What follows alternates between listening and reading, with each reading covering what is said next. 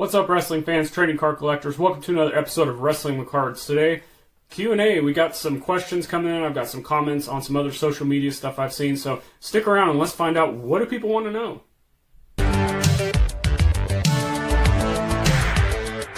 I'll start by saying thank you. Thank you to everybody that watches the videos. Thank you for all people that follow me on social media and are asking me questions.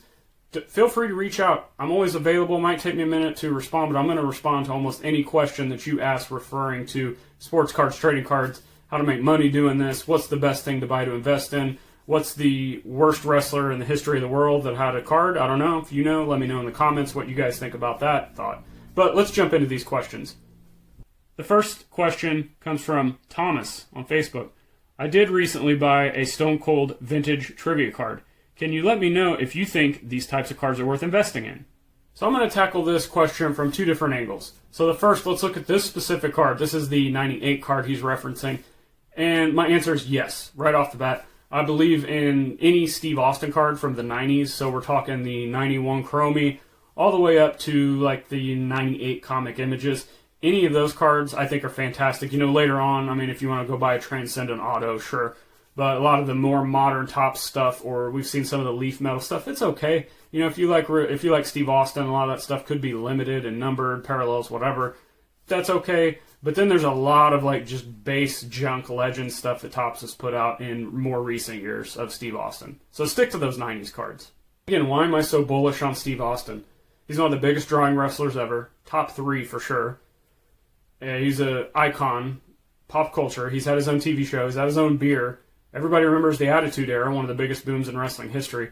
All of those put together makes for a star, in my opinion. I don't see his cards ever going down in value. I'm really surprised they're not trended up. Well, they are trending upward, but they haven't like jumped like, say, The Rock. Speaking of The Rock, let's tackle the second aspect of his question, and that is the trivia cards. So we're looking at the 98 here and the 97. There's a 99 or 2000. There's 3 of them that they put out from Cardinal. But last Q&A video I did, I talked about the 97 Cardinal Rock card and how that's just skyrocketed in value. We've seen a lot of these other cards in this 97, 98 set trending upwards as well. But there's 2 things you have to consider when you're looking at these. First is the value graded.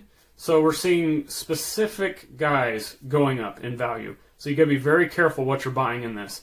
I think safe place to put your money in the 97, 98 card would be clearly The Rock, Triple H, Steve Austin. Shawn Michaels and Undertaker are kind of on the fence there, but that's about it. So if you're a more of an investor type, or maybe you're a player collector, you know, I collect a lot of Steve Austin stuff, so I have all the Steve Austin trivia cards and I try to buy multiple copies because I think they're going to go up.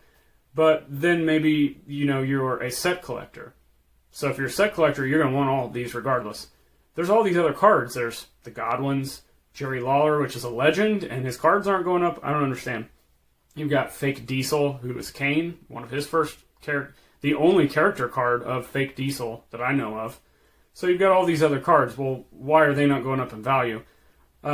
Similar to some of the other sports, you know, looking at baseball, basketball, football, your top guys are kind of generating all of the presence, so to speak. So that's the same thing with this. You've got about 3 to 4 cards that are really driving the market on these trivia cards, and the rest of them are just kind of there. You can buy, sometimes it's cheaper, buy a complete set than it is to buy these single cards, especially raw. But they're all going up. Not the secondary cards, I mean like the main stars are all trending upwards.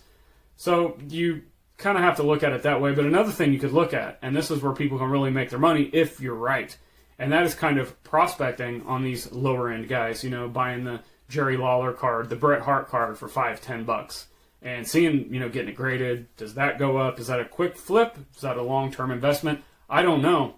Let me know in the comments what you guys think about that option as far as prospecting on these lower end legends, because I honestly think a lot of them are way too cheap, but I haven't actually taken the dive to go buy those yet because I've been spending money on other things. Our next question, once again, we've got Thomas. Thanks for watching, Thomas. Hey, Zhan, I'm a subscriber to your channel. Thank you for that. Thank you for watching the videos. Watch all your videos. I was wondering if you could answer a quick question. The 2020 Topps Chrome hobby boxes are coming out. Are they worth investing in, or should I just buy vintage singles? If you could give your thoughts, it would be greatly appreciated. Thank you. Well, first, Thomas, once again, thanks for subbing. Thanks for watching my videos. Really appreciate the question here. Now, this is a really interesting one, and it's one I love to talk about. I recently did a video about this specific question, 5 alternative investments to the 2020 Topps Chrome products. You can go check out there. So I answered that main question, but let's talk about a few other things. He had also asked me about a hobby box. So should you buy a hobby box or 4 blasters? And I wanted to kind of break that down into the contents of what you're getting in both if you just wanted to buy those boxes. So you're basically spending them right around $100 at the time of recording for either 1 hobby or 4 blasters. 4 blasters, you're getting more cards in total, and you're also getting 3 exclusive X-Fractor cards per box. So there'd be 12 X-Fractor cards, which is the selling point of those. As opposed to the hobby boxes, you're getting 2 guaranteed autos is their selling point. So if you're more of an autograph collector and you maybe want to go and you don't care as much about the quantity of the cards, you go the hobby route. But if you like pulling the packs and taking a chance, maybe the blasters are better for you because you're getting more rips out of that and you're getting more cards. So I hope that helps. And just to go back on the original question, vintage singles box product depends on what you're buying. You know, if you're looking at vintage singles as far as like the trivia cards I just talked about, yeah, I'd rather have those. But again, you're looking at price point difference. You're looking at, potentially 50 to 100, hundreds of dollars in a Steve Austin trivia card and a rock card, whatever, as opposed to $20 for a single chrome blaster box. So there's different ways to get into wrestling depending on your budget. It's just kind of however you want to approach it. So this next one is more of a comment on a tweet from Mike Summer. People can buy all kinds of things, be up to their eyeballs in debt. It's net worth that paints the real picture.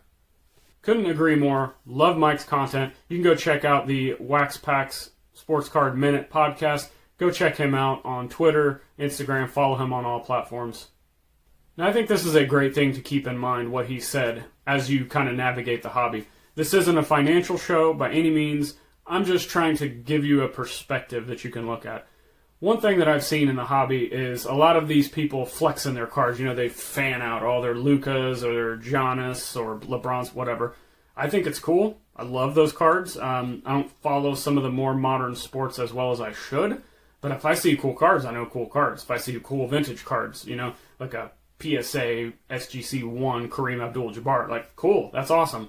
But I think, and no one's going to come out and admit this, but I think kind of behind the scenes in people's minds, they're kind of having this FOMO, like, I need to own that to be valuable in the community. I've got to flex to be a part of this, to be on the same level of some of these major influencers out here. Guys, that's just not the case. These people that have these $1 million collections, even if it's just a handful of cards, that's awesome. I'm happy for them. And I think everybody should just put all of your collection available. If you've got Bobby's World cards, show it. If you've got the Desert Storm Pro Set line that everybody remembers from the Junk Wax era, put that up there if that's what you collect. Go for it. Don't let the fear of missing out, not being up to tier with these influencers, don't let it reflect how you participate in the hobby. If you're a base collector and you don't want anything to do with investing, you should do that. Don't be afraid to post. That's another thing. I think a lot of people kind of hide in the, dark shadows of social media, and they want to be part of it, but they feel like they're not adequate enough because they don't have that PSA 10 card of whatever's popular. It doesn't matter. Share your collection. We want to know. And then that kind of transforms into, spending money you don't have to get up to these cards. I would advise that's just terrible news. I'm not here to say that these people shouldn't spend hundreds of thousands of dollars on cards. I'm not here to judge that. What I'm saying is there's a lot of people that can't afford it, that want to be part of it, and they can't flex. So they go into debt, and that's just do not do that. I know people would argue with me, you can leverage debt, whatever, if that's what you want to do. I'm personally never going into debt for sports cards. I don't even use any of my own personal money for any type of wrestling cards, sports cards, any type of collectible. It's all from flipping. It's all from keeping the hobby money within the hobby. So I'm able to just keep moving up slowly, selling what I'm not attached to and getting something I really want. And then just letting that sit for a few years down the road. Hey, do I still really like this card? If it's a yes, I'm keeping it, regardless of value. If I need the money or if I'm not attached to it, time to flip it, take that money, I mean, sure, you could pay your bills with it if you need to, but you could also just reinvest that into the hobby to get up to those big boy cards. So again, I would advise don't go into debt to try to get these big cards. If you're so apt to try to get them, look around stuff at your house, old collectibles, maybe you've got some old electronics, video games you're not playing anymore, sell that stuff. That's really a great way to start getting into the higher end cards and stop buying packs, maybe stop buying into breaks. I know a lot of people get good cards that way, but if you want to get up to those big cards, you got to spend your money wisely. And going back 1 second to the social media thing, if you're watching this video and you have any social media platform, Facebook, Twitter, Instagram, TikTok, whatever you're on, start posting and let us know in the comments. Leave your username, let us know the platform you're on, and hopefully we can get a community building of people who just want to check out cool cards. Again, I don't care if it's Pro Set Desert Storm or if it's like Exquisite LeBron. I don't care. Whatever you're into, post it, and let's all follow each other and just build this community. Next question from Ring Falcon Brand on Twitter. Not counting Hogan, who's the best WWF/E champion? So when I'm considering personally who I think is the best in wrestling, I'm looking at a few different things.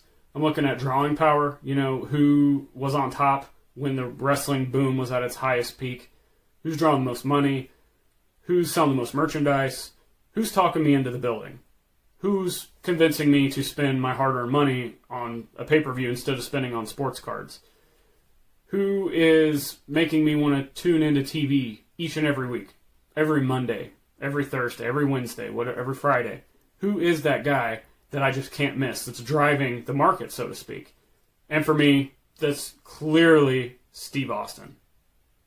I stated earlier about Steve Austin and why I thought his trivia cards were going up in value. It's because he's a pop culture icon, highest drawing, clearly he's probably top 3 wrestler of all time as far as drawing power and popularity. Maybe not in ring, but who cares? It's entertainment. He's got his own beer, he's been on TV guides, been in movies, pop culture icon. So you could argue that maybe Bret Hart, Shawn Michaels, The Rock, Brock Lesnar, John Cena, Batista, you could argue a lot of these guys are possibly better than Steve Austin. In ring, sure. Maybe not on the mic, except for The Rock.